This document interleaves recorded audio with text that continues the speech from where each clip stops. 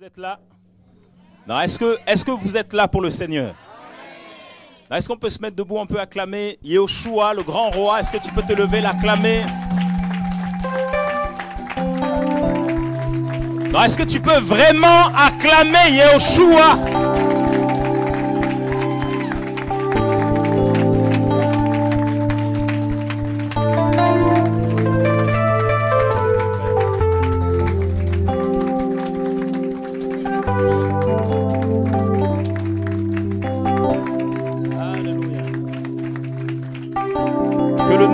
Yehoshua soit béni ce matin.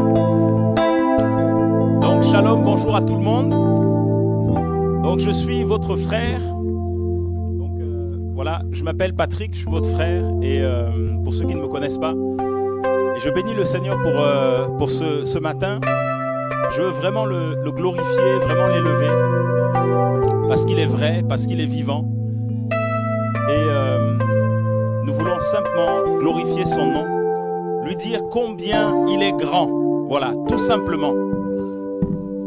Combien elle est grand. Chantons-le combien elle est grand.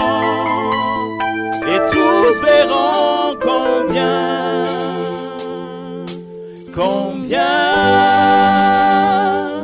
elle est grand.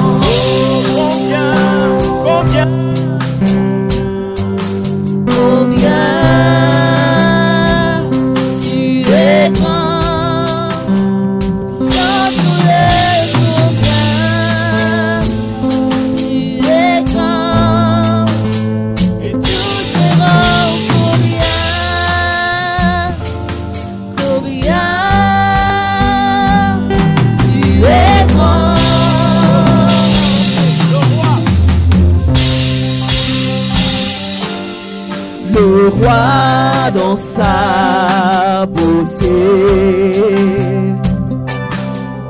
vêtu de majesté, la terre est dans la joie, la terre est dans la joie, sa gloire.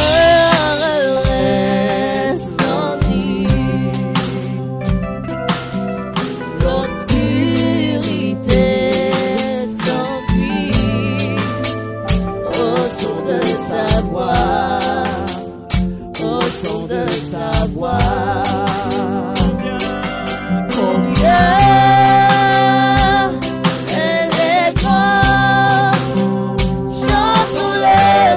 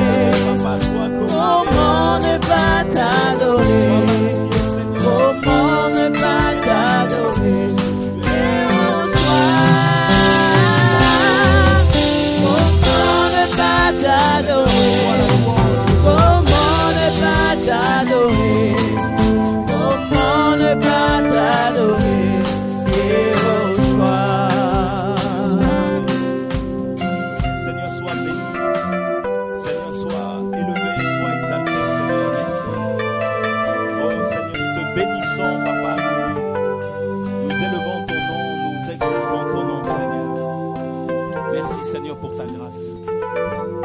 Alléluia. Merci Seigneur pour ton amour, Seigneur. À toi, Seigneur, la puissance, Papa. À toi, Seigneur, l'honneur. Merci, Père. Alléluia. Gloire à toi, Seigneur. Louange à toi, Seigneur. Oh, merci, Seigneur. Alléluia. Gloire à toi, Seigneur.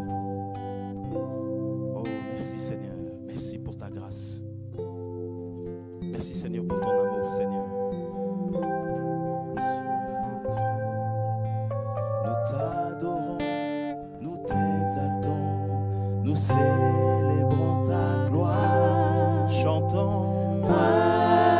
Alléluia, louange au grand roi.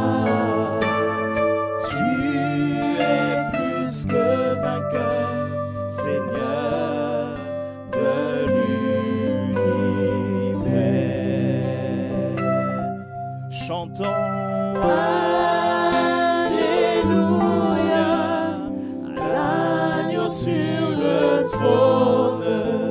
Nous t'adorons, nous t'exaltons, nous célébrons ta gloire. Chantons. Alléluia,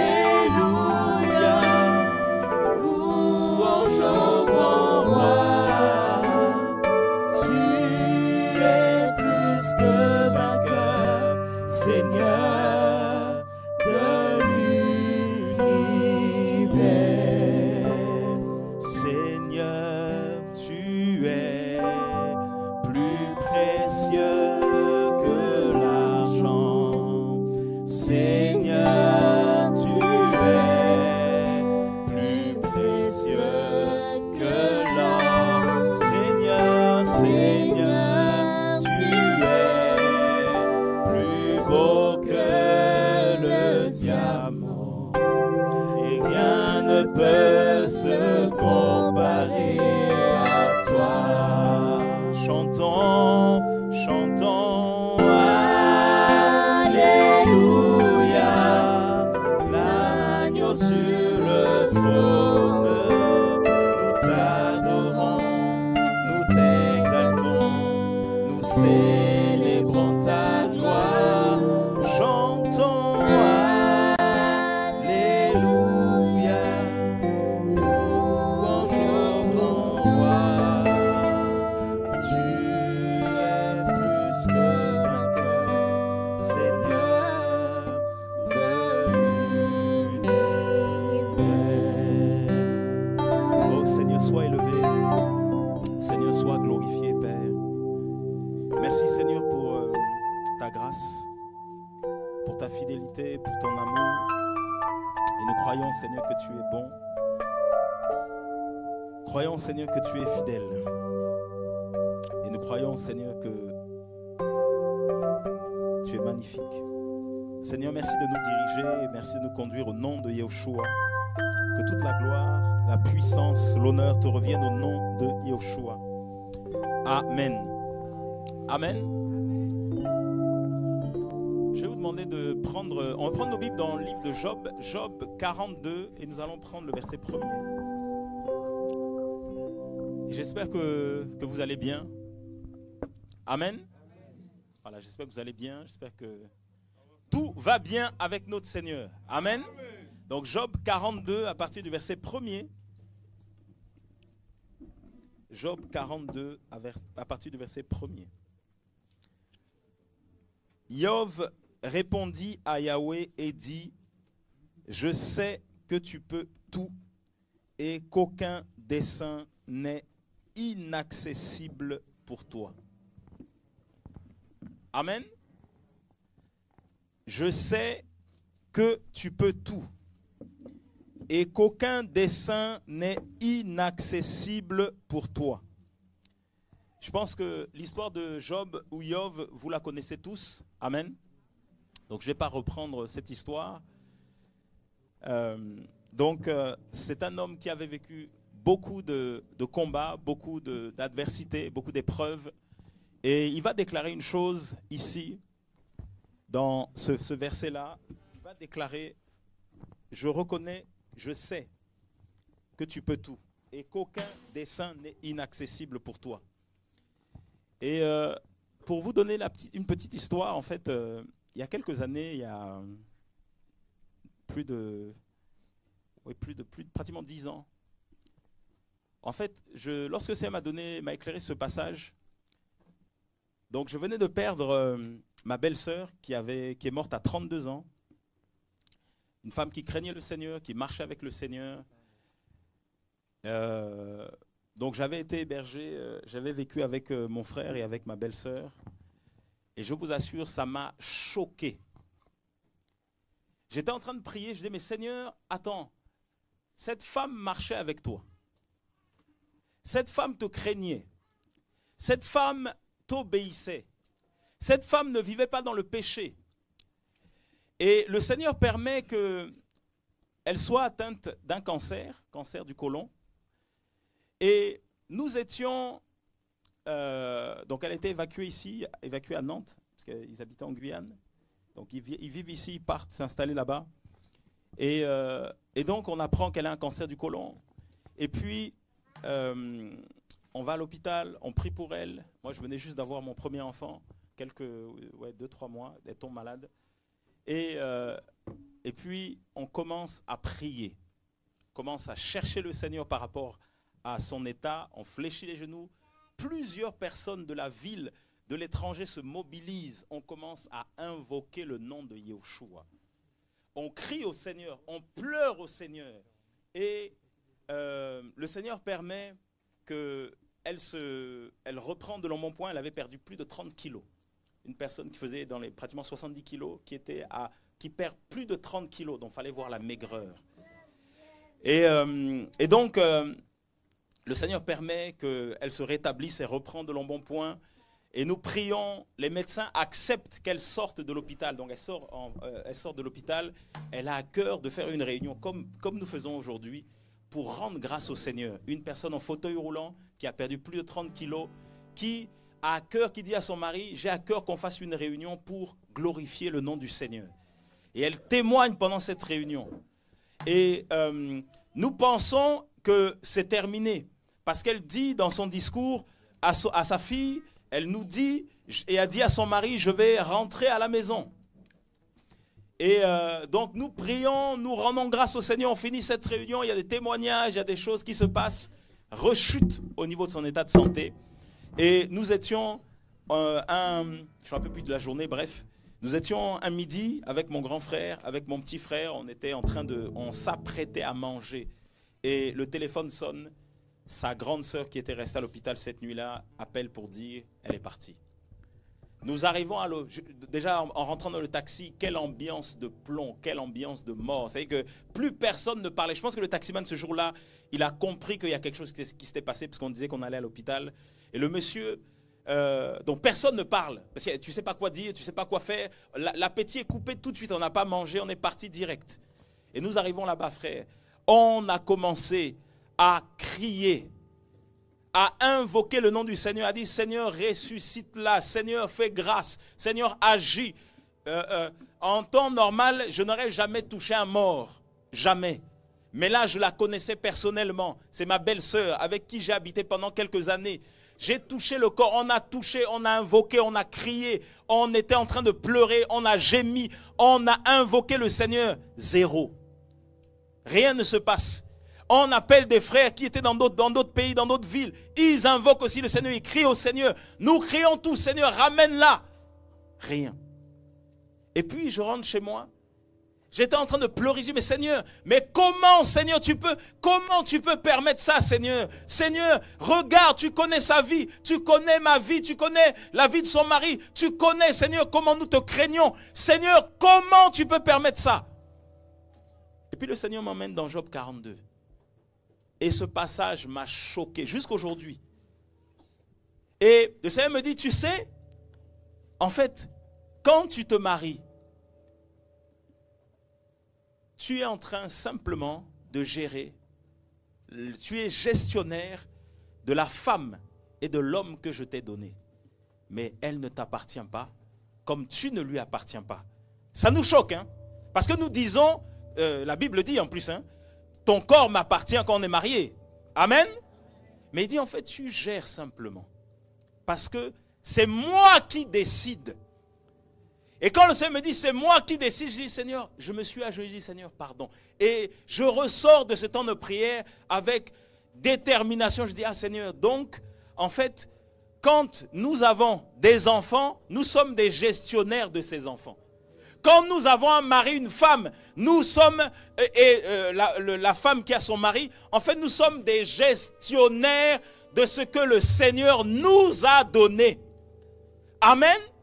C'est pour ça qu'il va te demander des comptes. Il va me demander des comptes. Parce que nous sommes des gestionnaires. Quand la Bible dit, nous sommes des administrateurs, des gestionnaires des mystères d'Élohim. Amen. Dans ces mystères, il y a ces choses-là. Tu as l'impression que ton mari t'appartient, que ta femme t'appartient. Elle ne t'appartient pas. Parce que si le Seigneur dit, je la reprends, il ne te demandera pas la permission. S'il dit, reprends ton fils, ta fille, il ne te demandera pas la permission. Un autre couple que nous connaissons, premier enfant, certains connaissent. Et on prie, on a des échanges avec ce couple, premier enfant. Et à quelques jours de l'accouchement, la soeur fait une échographie, tout se passait bien. Et puis à un moment donné, on lui dit, mais l'enfant, c'est comme s'il a le cordon ombilical autour du cou. La sœur va à l'hôpital, elle fait un examen, l'enfant était déjà mort. Premier enfant. Quel traumatisme, quel choc. Et elle va délivrer un mort-né. Mais ça l'a choqué pendant plusieurs années. La sœur ne calculait plus personne, les discours, le langage, mais c'était compliqué. Le mari nous disait, je me tapais la tête contre le mur. Premier enfant. Et quand je prends ce passage, quand le Seigneur m'interpelle sur ce passage, mais frère, je commençais à trembler, je regardais ma femme, mes enfants, je dis, Seigneur, ça rigole pas en fait. Seigneur, ce n'est pas un jeu, Seigneur, en fait. Mais en fait, nous ne nous appartenons pas, frères et sœurs. Nous appartenons à quelqu'un qui est jaloux. Alors quand tu vas, toi, attaquer un de ses enfants, mais à qui tu cherches des problèmes, avec qui tu cherches des problèmes, il va dire à Apollos, pourquoi me persécutes-tu? Est-ce que Apollos voyait Yeshua, Jésus vivant, et était en train de le mettre en prison? Il persécutait qui? L'Église. Il peut tout. Ça met la crainte. Et en fait, quand ce sont des histoires qui arrivent à l'extérieur, vous savez, on entend, hein, mais quand ça vous touche, je vous dis, hein, quand je vois le corps de ma belle-sœur sur le lit, et quand je prends l'avion, nous prenons l'avion, nous partons pour l'enterrer en Guyane, frère, quand nous partons, quelle ambiance horrible. Vous voyagez, quand on prend l'avion, c'est beau, hein, moi j'aime voyager. Mais quand tu pars dans des circonstances comme ça, il n'y a pas de joie. Il n'y a pas de joie. Ce n'est pas vrai. Une deuxième fois, j'ai vécu ça aussi en mars 2020. Pendant le confinement, je parle, décès de ma belle-mère. Tu pars, c'est une atmosphère bizarre. C'est horrible. Mais le Seigneur te dit, c'est moi qui décide, ce n'est pas toi. Le Seigneur te dit, vous allez y aller. Et vous y allez, ce qui est magnifique, même avant qu'on parte. On est pendant la dernière veillée. Je vois mon grand frère avec le sourire. Si on était dans le monde, les gens disent, mais c'est lui qui l'a tué. En fait, il est en train d'encourager les gens qui sont en train de pleurer à la veille de sa propre femme. Il encourage les gens, ça va, ne pleure pas, vraiment, voilà, le Seigneur va te fortifier, le Seigneur va t'aider. Il est en train d'encourager les gens. Et moi, je le vois, je suis choqué, je dis, mais pourquoi il sourit? S'il vient de perdre sa femme, et moi je suis peiné, et lui il sourit. Et lui, il encourage les gens. Tu vois les gens avec des mouchoirs pleurer à chaudes larmes. Et lui, il est là, ne pleure pas, ne t'inquiète pas. Vraiment, le Seigneur est là. Tout ça, j'ai dit, Seigneur, mais c'est quoi ça? Il dit, je peux tout. Et il dit, rien n'est inaccessible à Yeshua, à Yahweh. Rien ne lui est inaccessible. Ton cœur n'est pas inaccessible au Seigneur. Ta vie n'est pas inaccessible. Il connaît tous les recoins de ta vie, tous les recoins de ton cœur, toutes tes pensées, toutes tes imaginations, toutes tes ambitions, toutes tes rébellions. Il connaît tout. C'est-à-dire qu'on est là comme ça, le Seigneur sait que parmi nous, il y a des rebelles. Paul va dire à Éphèse, je sais qu'après mon départ, il dit, je sais qu'après mon départ, certains là vont se lever. Parce qu'ils font semblant, parce qu'il y a le frère Atas, parce qu'il y a tel, ils font semblant, mais après là, quand le frère n'est pas là.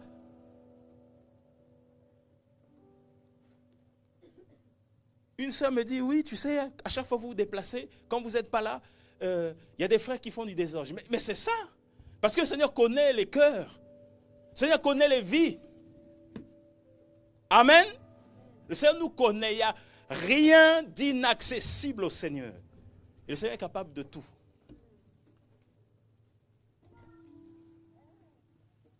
Il est capable de tout. Quand le Seigneur voit le Seigneur connaît nos cœurs, il voit nos cœurs, il voit la profondeur.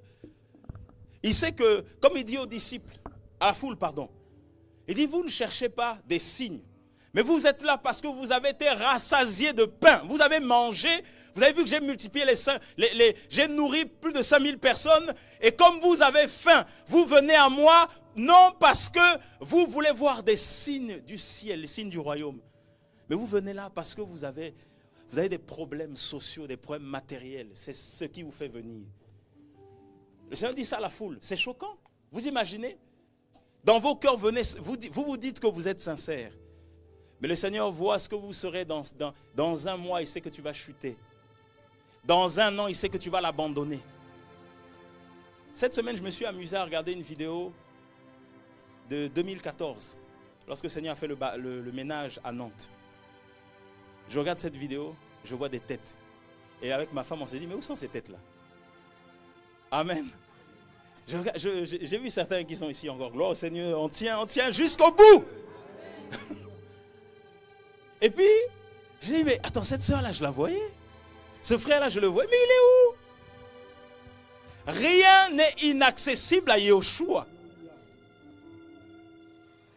C'est pour ça que ça ne sert à rien de faire le malin. Parce qu'il sait. Quand le Seigneur te dit, il faut arrêter, il faut arrêter. Je parle avec 2 personnes qui veulent se marier. Et puis, je leur dis, voilà ce que j'ai reçu.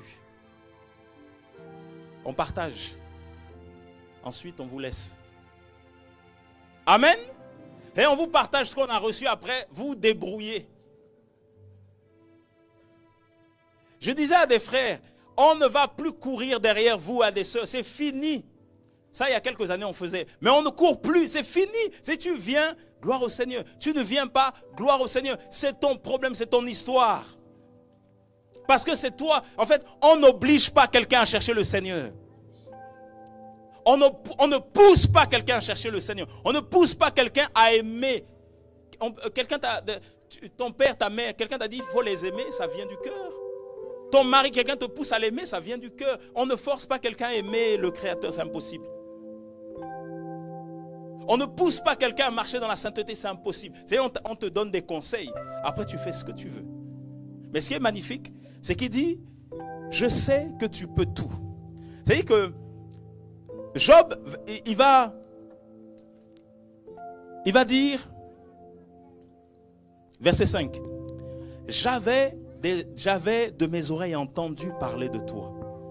Waouh! C'est que j'avais entendu que tu es capable de faire ça, Seigneur. J'avais entendu que tu parles comme ça. Mais il dit, mon œil, c'est que j'ai vu la grandeur du Maître. Là, nous sommes avant que Job, le Seigneur lui redonne d'autres enfants. C'est que il n'avait pas encore vu de ses yeux la restauration.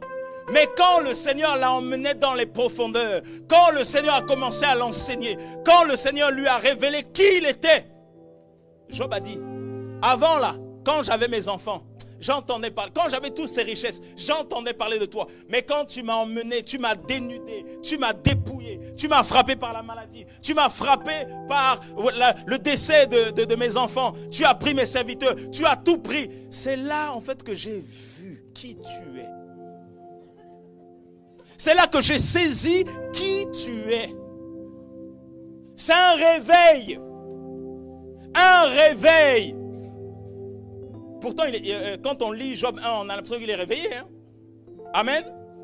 À chaque fois que les enfants se réunissaient et que les enfants, voilà, partaient, ils venaient, ils faisaient des sacrifices pour demander pardon au Seigneur parce qu'ils se disaient peut-être qu'ils ont péché. En fait, on se dit, mais il était réveillé. Non, là, c'est un autre réveil, une autre prise de conscience, une délivrance, un voile qui est tombé. Dans l'épreuve, le Seigneur nous parle. Dans la difficulté, le Seigneur nous parle. Dans le dénuement, dans la faim, le Seigneur nous parle. Quand tu manques, le Seigneur te parle. C'est dans ces moments-là où tu n'as plus de force. Tu n'as plus aucune... Tu essaies de réfléchir, mais ça n'arrive, tu n'arrives pas. Ta tête chauffe tellement. Dans ces moments-là, c'est là que le Seigneur vient, il parle.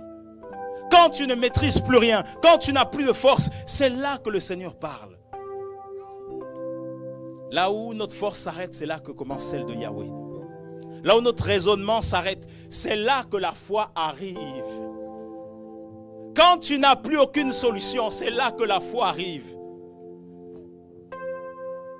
Je sais.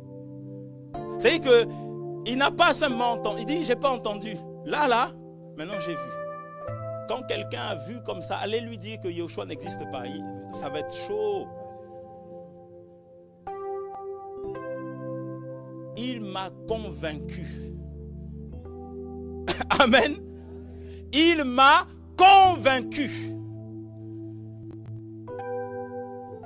L'œuvre de Yahweh, du Seigneur, c'est qu'il croit en celui qu'il a envoyé. Le mot croire, là, c'est persuasion.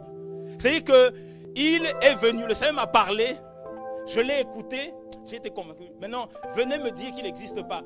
Vous allez perdre votre temps parce que c'est fini. Il m'a séduit, il m'a parlé, je l'ai écouté et l'amour qui coule dans mon cœur, tu peux être la plus belle femme. Si c'est une femme, le plus bel homme. Quand Yeshua convaincu des gens, parle, tu vas parler pour rien. Dis des mots, essaie de le blesser. C'est là, il a le bouclier de la foi. C'est-à-dire que tu envoies des flèches, ça ne le touche même pas parce qu'il a le bouclier de la foi.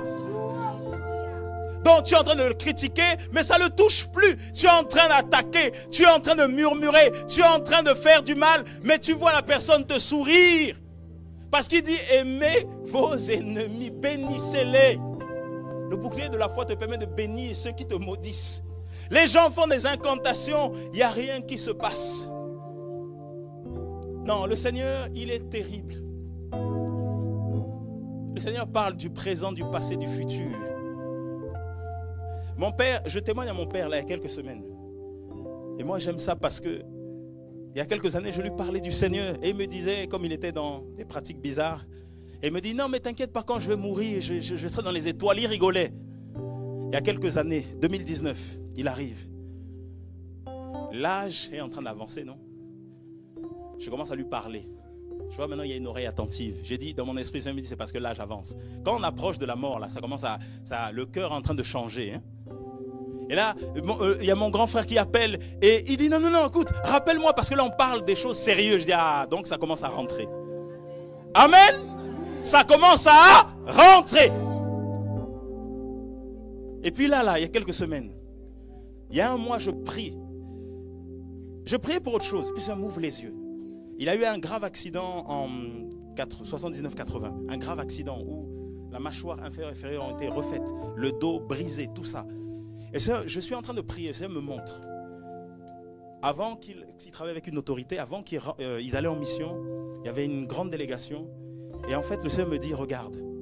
En fait, lorsqu'il arrivait dans cette délégation, il devait rentrer dans telle voiture et ceux qui géraient, Ils avaient préparé un coup. Ils avaient pris sa photo, ils avaient mis dans une voiture qu'ils avaient préparée mystiquement, qu'ils ont emmené. Je me montre l'endroit où ils ont emmené la voiture. Ils ont travaillé la voiture.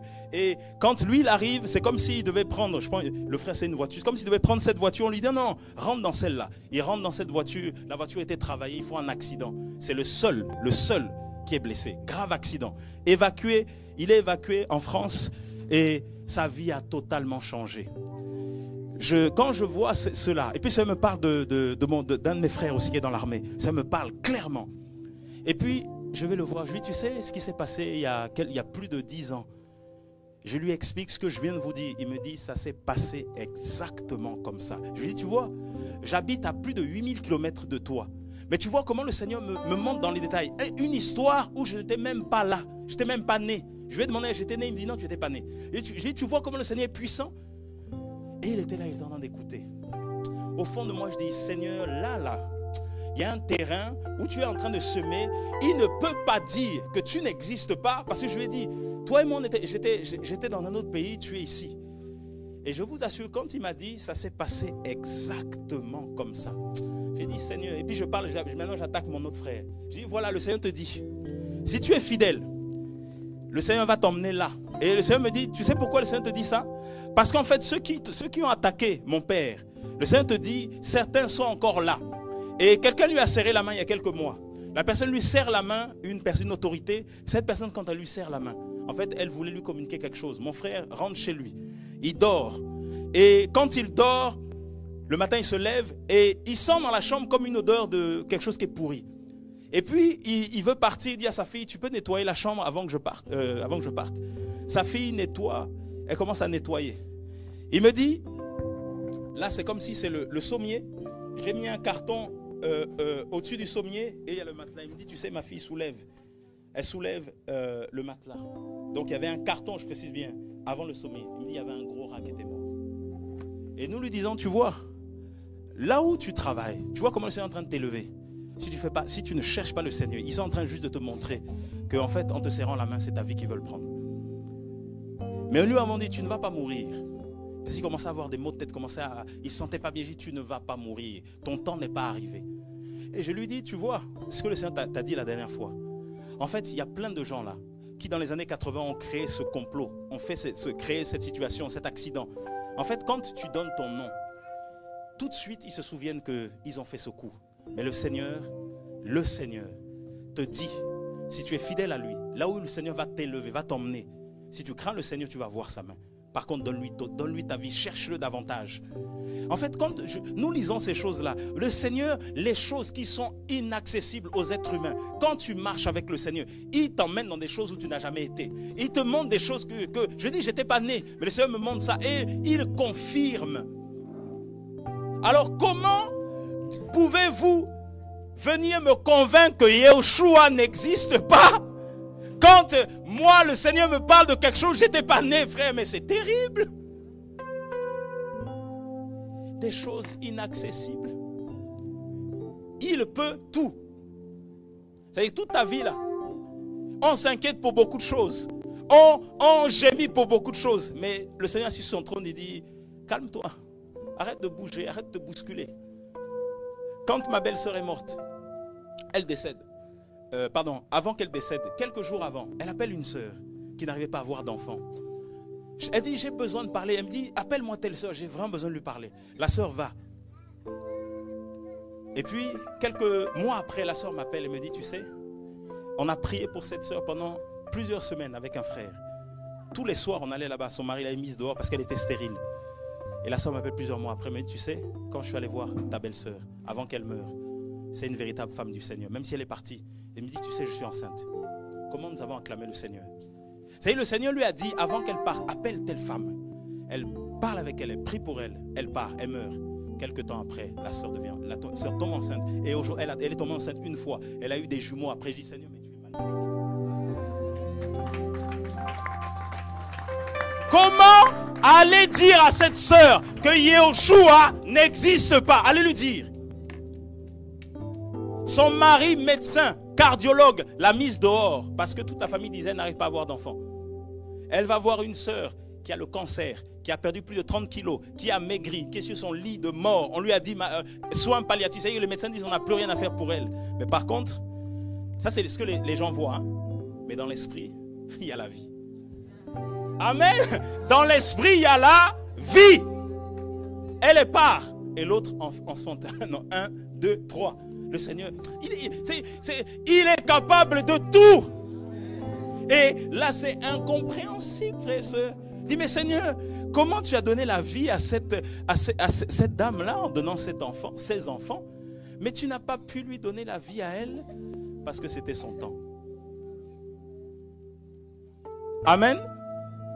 C'est quand tu réfléchis, tu te dis, mais Seigneur, mais ne pouvais-tu pas la garder? Non, c'était son temps. 32 ans, mais Seigneur, c'est court. C'était son temps. En fait, nous ne maîtrisons rien. Nous ne maîtrisons rien. Et moi, je dis souvent à mes enfants, et je bénis le Seigneur parce que c'est des choses qui se font. Une sœur me témoigne un jour, me dit, tu sais, j'avais ma fille qui voulait essayer de fumer, une sœur chrétienne. Et elle disait à sa fille, t'inquiète pas, tout ce que tu vas faire, le Seigneur que je prie là, il va me montrer. Et c'est un chauffeur, elle rentre sa fille rentre sa deuxième fille rentre dans un bus de l'école. Vous savez c'est qui a exposé la fille, celle qui essaie de fumer? C'est le chauffeur de bus du car de l'école qui dit, ta soeur, je l'ai vue là, elle essaie de fumer. Elle a pris, je la voyais. La grande soeur dit à sa maman, maman, tu sais, voilà, le chauffeur qui n'a rien à voir avec leur famille, hein, le chauffeur de bus m'a dit que, tu vois la petite là, elle essaie de fumer. La maman dit, je vous ai dit. Moi, je rigole pas. C'est le Seigneur que je prie là. Moi, je vous ai dit tout ce que vous allez faire. Ça va m'arriver. Quand j'ai entendu ce témoignage, je dis, ah, Seigneur, ça là, je veux ça. Amen. Et je vous assure, je rigole pas. Hein. J'ai fait asseoir mes enfants, je leur ai dit, regardez, le Seigneur compris là. On rigole pas. Hein. Donc, ce que je vous dis, ce que nous vous disons avec votre maman, ça va se passer et ça se passe exactement comme ça. C'est des fois, tu es poussé, tu es en train de faire le ménage, puis le Seigneur te dit, ouvre là, regarde. Puis tu dis, bon, quand il arrive, tu dis, tu peux venir s'il te plaît? C'est quoi ça? Oh non, mais moi je t'ai dit, c'est tout ce qui va se passer. Même si tu es dehors, une fois, une collègue d'école fait une photo et je vois un truc bizarre sur la photo. Je dis, mais elle t'a envoyé la photo? Oui, mais je t'ai dit, moi je serai au courant de tout. Parce que lui là, je dis, mais quand vous faites vos danses, tout ça, tu penses qu'on... Mais oui, le monde vous attire, mais nous on voit. Amen. Le Seigneur est vivant. Une fois je rentre comme ça, ils étaient encore tout petits, bon, on avait eu des choses à faire, je n'avais pas réussi à trouver une nounou pour les garder. Et puis je rentre comme ça, je sens une odeur, je dis, mais ça sent le gâteau. Non, ça sent rien. Ça sent le gâteau. Il y a quelqu'un qui a fait un gâteau dans la maison, j'appelle ma femme. Tu as fait un gâteau? Non, je n'ai pas fait de gâteau. Je dis, mais qui fait des gâteaux dans la maison ici? Oh non, on n'a rien fait. Ils avaient, pour nous faire plaisir, ils avaient voulu tenter une recette de l'école. En fait, au lieu de mettre le gâteau dans un moule, ils ont balancé ça seulement dans le four comme ça. Ça commence à... J'ai dit, mais on sera au courant de tout ce qui se passe, les enfants. Même si vous avez 2 ans, 3 ans, 5 ans, et je bénis Yahweh. Parce que ça se passe exactement. Donc les enfants, quand ils font quelque chose, ils disent, ah, bon, je pense qu'ils seront au courant. Amen. Et c'est pour ça que Job va dire, j'avais entendu parler avec mes oreilles de toi, maintenant mon œil t'a vu. Et c'est ça qui est merveilleux, frères et sœurs. Nous devons vivre la parole. Vivre vraiment ce que le Seigneur nous dit, ce que la parole nous dit, on doit la vivre. Amen. Ce n'est pas des histoires, c'est la réalité, ce n'est pas des histoires. Ce ne sont pas ce que les gens ont vécu. Les témoignages des autres, c'est bien, mais ce que toi tu vis, comme Job a vécu ici, là, quand tu vis ça, après personne ne peut t'embarquer, personne ne peut t'embrouiller, parce que le Seigneur vient poser des fondements dans ta vie. La foi, c'est un fondement, c'est une fondation. Quand tu as cette fondation-là, les gens vont arriver avec tout ce qu'ils veulent. La maison est bâtie sur le roc, les vents vont souffler, les rivières vont frapper, les tempêtes vont souffler, mais tu ne bougeras pas parce que tu as le fondement. Amen. Et faisons confiance au Seigneur, parce que le Seigneur ne regarde pas dans un mois, il voit dans 10 ans, dans 20 ans, dans 25 ans ce que tu seras. Écoutons les conseils de certains aînés. J'écoutais un message pendant que je venais là. Et une des choses qui m'interpellait, c'est vrai que des fois nous disons, oui, le nombre d'années, comment on dit ça? Oui, même si quelqu'un a accepté le Seigneur aujourd'hui, il a la grâce. C'est vrai. Mais le nombre d'années dans le Seigneur donne aussi un certain discernement. C'est réel. Hein? En fait, des fois, certaines personnes, certains aînés dans la foi donnent des conseils. Ce n'est pas des révélations, je précise bien, ce ne sont pas des révélations. C'est simplement l'expérience. Je voyais un frère à qui on avait dit, oui, tu as une onction prophétique. Je regarde le frère, je dis, oui, c'est vrai, il y a la grâce prophétique. Et puis le frère vient me voir. Oh non, mais j'ai fait un songe où je voyais que tu ne venais plus ici à Angers. J'ai dit, mais je sais que je ne viendrai plus. Mais ce n'est pas le temps. J'ai dit, profitons du temps que nous avons là, on va s'enseigner. Profitons. Non, mais je sais. Parce qu'il y avait eu la grâce prophétique. Quelque temps après, le frère vient me voir, me dit, oui, tu vois, j'ai rencontré une sœur. Je dis, mais c'est bon. Je dis, par contre, je vous ai toujours dit, on ne reste pas seul avec une sœur à deux. Jamais. Je dis, je vous ai donné mes propres témoignages. Moi-même, ça m'est arrivé, j'ai failli tomber. Donc, ne restez pas seul avec une sœur si vous êtes célibataire. Il ne faut jamais faire ça. Oh non, mais oui, bon, ok. Donc, quand la sœur n'a pas de voiture, elle a trouvé un travail, je l'accompagne. Et puis, il y a un troisième frère. Je dis, ben, c'est bon, ok. Je dis, par contre, prie bien. Et puis après, vous voyez, un silence. Quand il y a un silence comme ça, c'est que c'est compliqué. Quand on ne vous appelle plus, c'est que là, il y a un problème. Amen. Parce qu'on vous appelle pour poser des questions et puis après, silence. Là, maintenant, c'est l'expérience qui parle. Ce n'est pas des révélations, c'est réel. Et il n'y a plus d'appel, plus rien. Je dis, ah, c'est bizarre ça. Et puis, je reçois un appel de la maman de la sœur, en colère.